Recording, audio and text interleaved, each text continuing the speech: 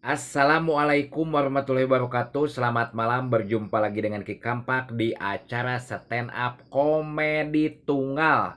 Harum mewangi sepanjang hari. Pusing, pusing, pusing, pusing, pusing, pusing, pusing, pusing.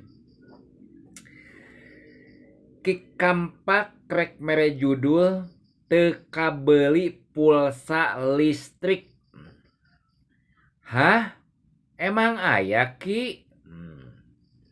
Di zaman keur susah kieu mah usum paceklik cek saha eueuh sagala macam rupa aya saha anu kitu Ki. Anu kitu teh teman Ki Kampak arana teh Pak Budi.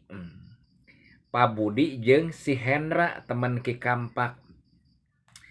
Begitu ulin ka imahna, astagfirullahaladzim, sugan teh guha pot parwek teh.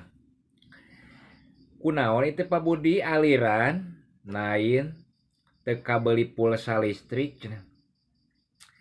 Emang kunaon? Teu boga duit cenah. Eta mah belaan mopoek da di imah. Sing horeng teh akibat beuki teuing beger ka ABG. Hayu beuki teh teleponan jeung ABG sabulan, biaya telepon hungkul pulsa beak 500.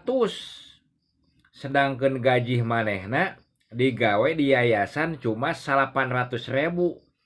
Kabagian 400 can mayar hutang, mayar itu, mayar ieu. Da bobora jeung nyimpen atuh. Beak kabeh. Begitu manehna cicingnya ngahuleng lamun di perusahaan. Ngahuleng okoh digawe pikiran di luar.